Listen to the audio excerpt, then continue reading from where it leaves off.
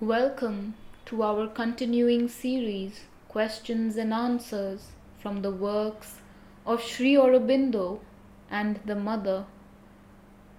Today's subject is Experiences, Part 2 from Sri Aurobindo.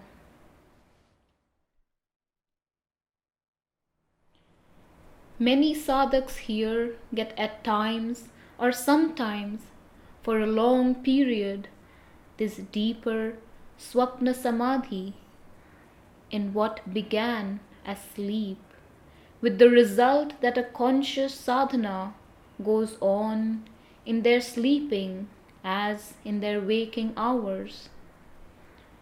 This is different from the dream experiences that one has on the vital or mental plane, which are themselves not ordinary dreams but actual experiences on the mental, vital, psychic, or subtle physical planes.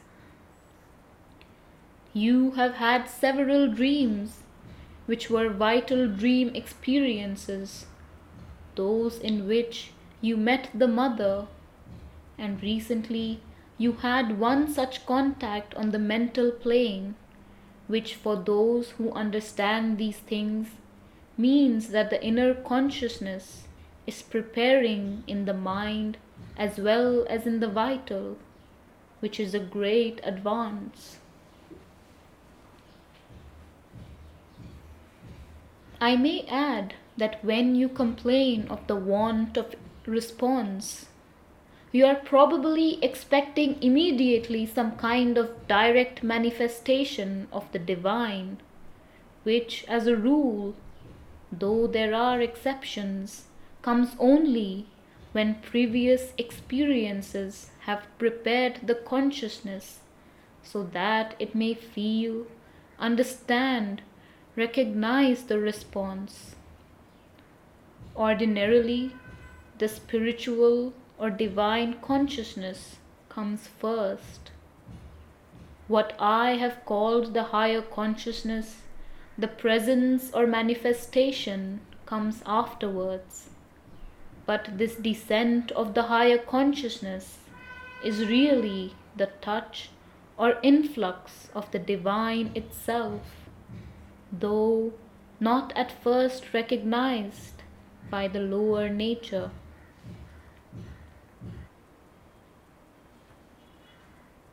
I don't say that these experiences are always of no value, but they are so mixed and confused that if one runs after them without any discrimination at all, they end by either leading astray, sometimes tragically astray, or by bringing one into a confused nowhere. That does not mean that all such experiences are useless or without value.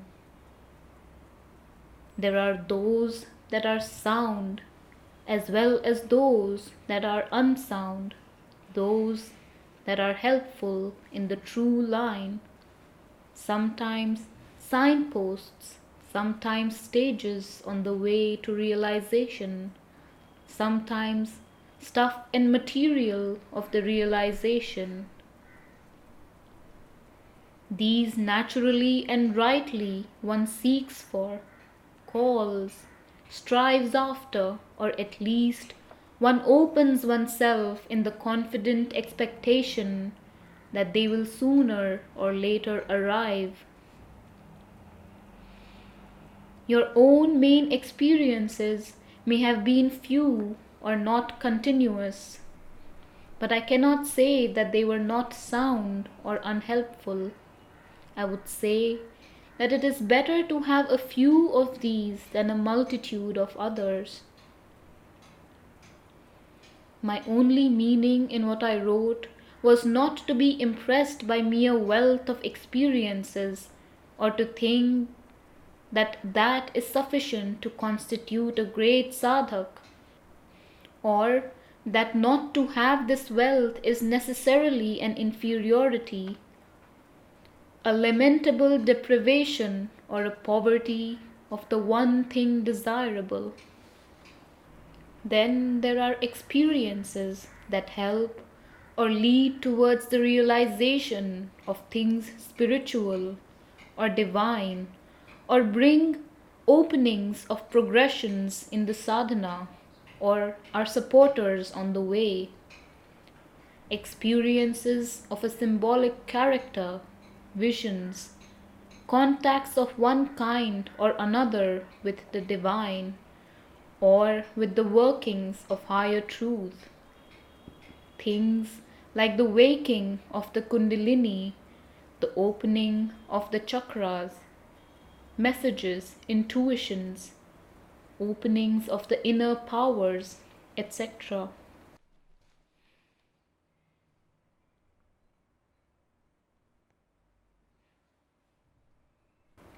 The one thing that one has to be careful about is to see that they are genuine and sincere, and that depends on one's own sincerity. For if one is not sincere, if one is more concerned with the ego, or being a big yogi, or becoming a superman, than with meeting the divine or getting the divine consciousness, which enables one to live in or with the divine, then a flood of pseudos or mixtures comes in. One is led into the mazes of the intermediate zone, or spins in the grooves of one's own formations. There is the truth of the whole matter. Disciple: then why does X say that one should not hunt after experiences, but only love and seek the divine?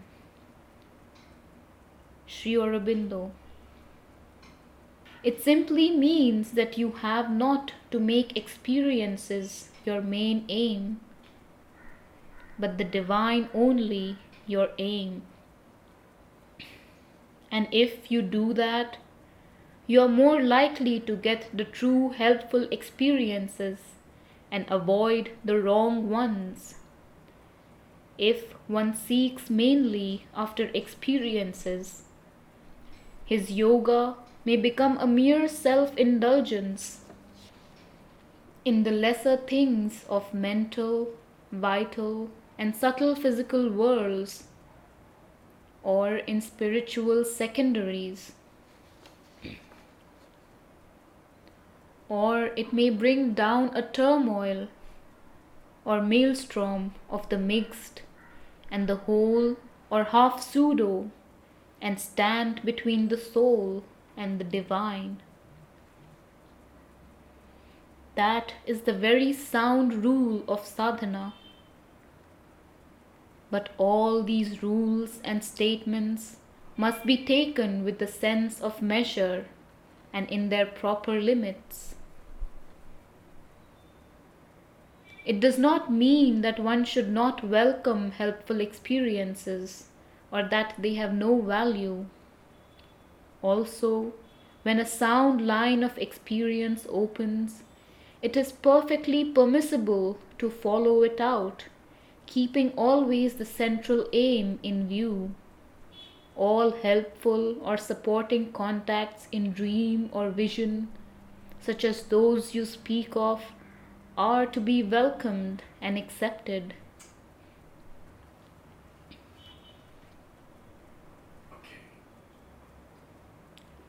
Experiences of the right kind are a support and help towards the realization. They are in every way acceptable.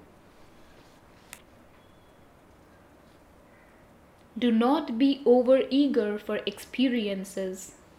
For experiences you can always get. Having once broken the barrier between the physical mind and the subtle planes, what you have to aspire for most is the improved quality of the recipient consciousness in you, discrimination in the mind, the unattached impersonal witness Look on all that goes on in you and around you. Purity in the vital, calm equanimity, enduring patience, absence of pride, and the sense of greatness, and more specially the development of the psychic being in you, surrender, self-giving, psychic humility, devotion. It is a consciousness made up of these things cast in this mold that can bear without breaking, stumbling, or deviation into error the rush of lights, power, and experiences from the supraphysical planes.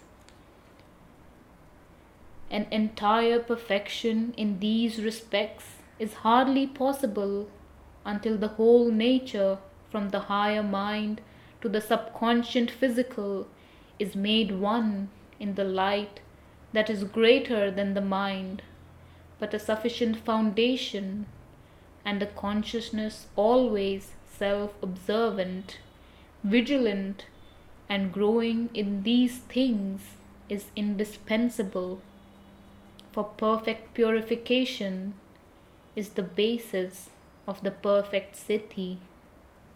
As for sadhana, what is necessary is to arrive at a certain quiet of the inner mind, which makes meditation fruitful, or a quietude of the heart, which creates the psychic opening. It is only by regular concentration, constant aspiration, and the will to purify the mind and heart of things that disquiet and agitate them, that this can be done. When a certain basis has been established in these two centers, the experiences come of themselves.